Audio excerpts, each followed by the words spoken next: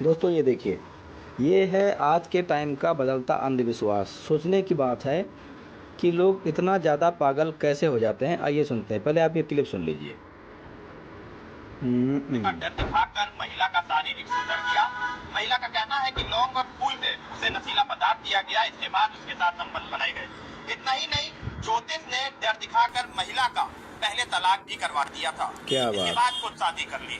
फिलहाल पुलिस मामले की जांच कर रही है। अनुराग गुप्ता, दैनिक भास्कर, लखनऊ। इसको एक बार शुरू से कर देता हूँ। लखनऊ में एक नामी ज्योतिष ने भविष्य का डर दिखाकर महिला का शारीरिक शोषण किया। महिला का कहना है कि लौंग और फूल में उसे नशीला पदार्थ दिया गया, इसके बाद उसके साथ संबंध बनाए गए। इतना ही नहीं, ज्योतिष ने डर दिखाकर महिला का। जय हिंद दोस्तों, विचारणीय विषय है कि अभी लखनऊ से जो एक खबर आ रही है, ये वीडियो मैं लगा चुका हूँ, साथ में एक क्लिप जोड़ देता हूँ। सभी के साथ मैं एक क्लिप ऐड कर देता हूँ, क्योंकि मोबाइल या कंप्यूटर से रिकॉर्ड करना, मैं कहाँ जाऊँगा पत्रकारिता करने, घर बैठे ही सबका निष्कर्ष निकालता हूँ मैं। आज के मेरे बोलती बंद प्रोग्राम में यह है कि ज़रा विचार करो, क्या हमारा भगवान के प्रति इतना ज़्यादा हम भ्रष्ट और नाश हो चुके हैं कि हमें 2 कौड़ी के तांत्रिक भरोसा हो गया, किसी ज्योतिषी भरोसा हो गया, जिसको सही से ज्योतिषाचार्य का ज्ञान भी नहीं है।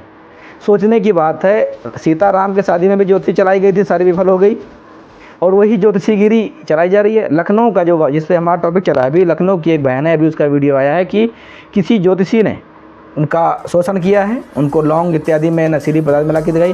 देखो, ये सब मज़े की बातें हैं। जब तक इस बहन को सुकून था तब तक वहाँ मरी जा रही थी। ये हरामजादी को नहीं मानता कि जिसके साथ मैं फेरे लेकर के आई हूँ उसकी मानूँ कि ज्योतिषी की मानूँ। तो दोस्तों, अट्रैक्शन के चक्कर में अब बदनाम ज्योतिषी भी हुई, बदनाम नारी भी हुई। इनके मोहल्ले के भी 4 लोग देखेंगे, थूकेंगे इनको। बात वायरल हो चुकी है। अब मामला क्या रहा, इनके चक्कर में भक्ति से भरोसा आदमी का उठ जाएगा। हम जिस परमात्मा, जिस भगवान की पूजा करते हैं, जिसको मानते हैं, उसको ये लोग मिट्टी मिलाने में लगे हुए हैं। सोचने की बात है, राजधानी में रह के, सिटी में रह के ऐसे जाहिलों वाली हरकत किसी ज्योतिषी की। अरे ज्योतिषी माने कौन है भाई? अगर वो ज्योतिषी है तो कुंडली क्यों बना रहा तुम्हारी? ऐसे अच्छा अपना कुछ और काम कर लेता हो। यदि उसको भूत भविष्य वर्तमान सभी का ज्ञान ही हो गया है तो फिर धरती पर रह के कर क्या रहा है वो? भूत भविष्य वर्तमान का ज्ञान हो जाने का अर्थ ये नहीं होता कि आप किसी ज्योतिषीगिरी करिए और किसी का शोषण करिए।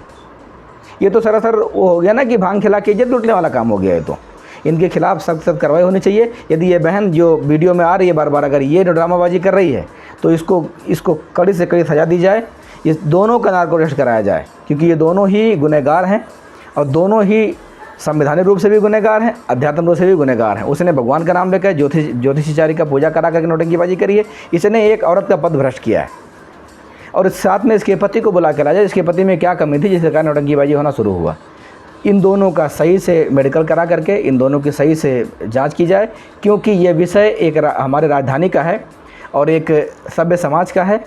राजधानी के अलावा भी तरह तरह के जो शोषण हो रहे हैं, जहाँ पर भी इस प्रकार औरतों के मामले आते हैं, वहाँ पर हमें एक्शन लेने की सख्त ज़रूरत है कि दोबारा से कोई हमारे धर्म के नाम पर धंधा ना कर सके, किसी की बेवजह परेशानी का जरिया ना बन सके। आज इस एक आदमी के चक्कर में पूरे ज्योतिषी चयन खराब। मैं नहीं कहता पूरा ज्योतिषी या एस्ट्रोलॉजिस्ट पूरा बेकार हो चुके हैं, लेकिन क्योंकि इन्होंने कर्म इतने कुकृत किए हैं कि इनकी डिग्री और इनका सारा स्रोत छीन करके इनको आजीवन कारावासी करना चाहिए अगर इन्होंने गलती करी है। और अगर नहीं तो पहले इस बहन की जांच करें, इन दोनों की जांच करें यथावत।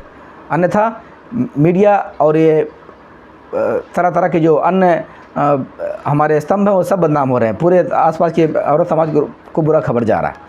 इसी के साथ में बोलती बंद प्रोग्राम में फिर मिलेंगे, फिर ना किसी एक की बोलती बंद करते हुए। तब तक देखते सुनते और चैनल को शेयर सब्सक्राइब करिए, क्योंकि आपका एक सब्सक्राइब, एक लाइक, एक शेयर बहुत मायने रखता है मित्रों। यदि आप सपोर्ट करेंगे तो ही कोने कोने के इस प्रकार हम लोग आवाज़ उठाने में सक्षम हो पाएंगे। मिलते हैं अगले कड़ी में। जय हिंद।